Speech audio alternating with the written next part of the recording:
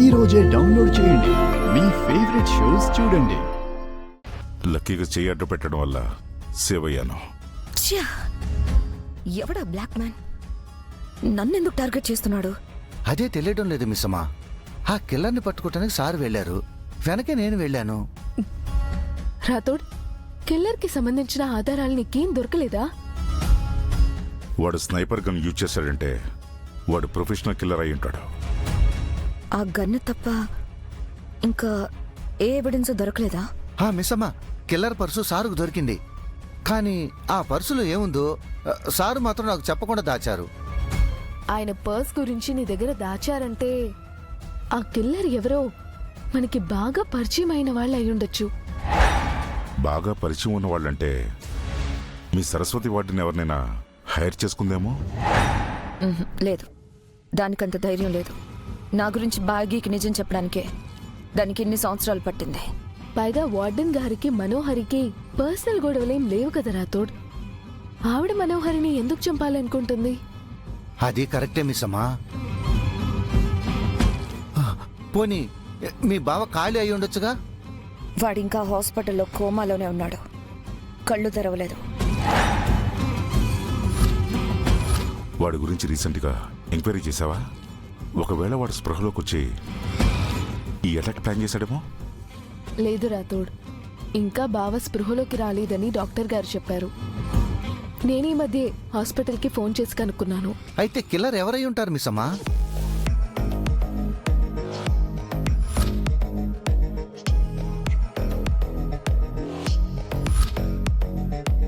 మిస్సమ్మా, ఒకవేళ ఆ కొడైకెనాల్ దొంగ అయ్యే ఛాన్స్ ఉందేమో. అస్సలు ఛాన్సే లేదు. వాడికి సంబంధించిన ఆధారాలన్నీ నా దగ్గరున్నాయి. నీ దగ్గర వాడి ఆధారాలు ఉన్నాయి కాబట్టి వాళ్ళు నీ మీద దాడి చేసే అవకాశం లేదు అంటావు. మరి ఎవరు దాడి చేసి ఉంటారు మిస్సమ్మా? ఆ అవసరం ఎవరికుంది? అదే తెలియడం లేదు రాథోడ్. ఇన్నాళ్ళు అందరినీ భయపెట్టిన మనోహరి ఇప్పుడు తనే భయపడుతుంది. ఖచ్చితంగా ఎవరో బలమైన శత్రువే అయి ఉంటారు. అంత బలమైన శత్రువు ఎవరు రణ్వీర్? నువ్వు ఎవరితో గొడవ పడ్డావో నాకేం తెలుసు. ఆ బ్లాక్ మ్యాన్ అగ్రెసివ్నెస్ చూస్తుంటే నిన్ను ఎలాగైనా చంపి తీరాలన్న పట్టుదలతో ఉన్నట్టు అనిపించింది. అలాంటి వారి నుంచి ప్రాణాలు కాపాడుకోవాలంటే మనోహరి చాలా కష్టపడాలి. చేసిన పాపం ఊరికనే పోతుందా మిస్సమ్మా? ఏదో ఒక రూపంలో వచ్చి ప్రాణాన్ని తీసుకెళ్తుంది. నీ ప్రాణాలను నిలబడాలంటే నీకు అమరేంద్ర ఒక్కడే దిక్కు. ఏమంటున్నావు రణ్వీర్? నన్ను నేను కాపాడుకోలేనా? ఆ మనోహరికి అంత సీన్ లేదులే రాథోడ్. దాన్ని కాపాడడం కేవలం మా ఆయన వల్లే అవుతుంది. అయితే తన ప్రాణాల కోసమైనా మనోహర్ ఇంకొన్నాళ్ళు ఇక్కడే ఉంటుందన్నమాట. ఉండక తప్పదు మనోహరి. నిన్ను కాపాడడం నా వల్ల కాదు, అది నా పని కూడా కాదు. అమరేంద్ర దగ్గరికి వెళ్ళిపో. కోట లాంటి ఆ ఇంట్లో ఉంటేనే నీకు రక్షణ. ఆ ఇంట్లో నేను అమర్కి భార్యగా ఉండాలనుకున్నాను, కానీ ఒక శరణార్థిలా కాదు. తప్పదు. ఇన్నాళ్ళు బాగిని చంపాలనుకున్నావు, ఇప్పుడు నిన్నే ఇంకొకటి చంపాలనుకుంటున్నాడు. వాడు ఎవడో, వాడి మోటివ్ ఏంటో తెలియనప్పుడు నువ్వు అమరేంద్ర ఇంట్లో ఉండటమే సేఫ్. ఒకవేళ నేను బాగీని చంపాలనుకున్నానని తెలిసి బాగీయే నా మీద ప్లాన్ చేసిందేమో. బాగి ఇంత ప్లాన్ చేయక్కర్లేదు. నీ గురించిన నిజాలు అమరేంద్రకి చెప్తే చాలు. నువ్వే అరుంధతిని చంపావని తెలిసిన మరుక్షణం అమరేంద్ర చూసే చూపుకే నీ గుండె ఆగిపోతుంది. మళ్ళీ చెప్తున్న మనోహరి, అరుంధతి స్నేహితురాలిగా అమరేంద్ర నీకు ఫుల్ సెక్యూరిటీ ఇస్తాడు. నీ మీద చిన్న ఈగ కూడా వాళ్ళనివ్వడు. సరే రణ్వీర్, నువ్వు చెప్పకపోయినా నేను ఆ ఇంట్లోనే ఉండాలి. ఆ బ్లాక్ మ్యాన్ ఎవరో త్వరగా తెలుసుకో. వాడు నన్ను చంపేలోపు మనమే వాడిని చంపాలి.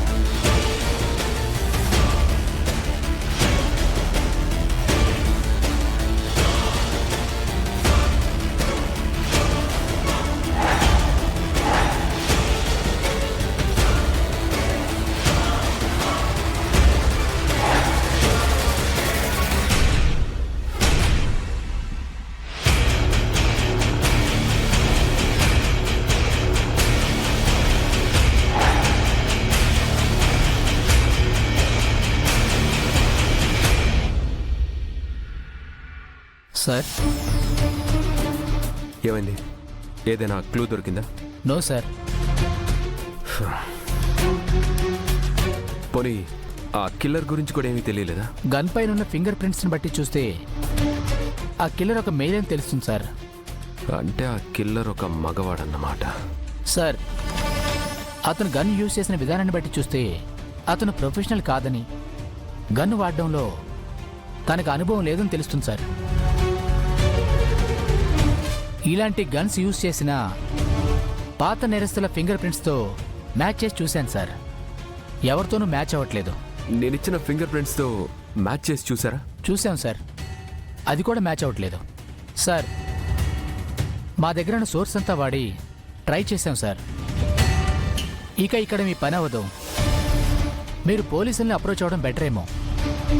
లేదు, ముందు నేను కూడా మా రాథోడ్తో ఈ గన్ పోలీసులకు సరెండర్ చేసి ఎంక్వైరీ చేయిద్దాం అనుకున్నాను. కానీ అలా చేస్తే ఆ కిల్లర్ అలర్ట్ అవుతాడు. అందుకనే నేనే ఇన్వెస్టిగేషన్ చేస్తున్నాను. సార్ మా వల్ల ఇది చేశాం సార్. ఇంతకు మించి మేము చేయడానికి ఏమీ లేదు. It's okay. మళ్ళీ మీ అవసరం పడితే నేను అప్రోచ్ అవుతాను. ష్యూర్ సార్, మీరు ఎప్పుడు పిలిచినా మేము రెడీగా ఉంటాం sir. Thank you. It's okay sir.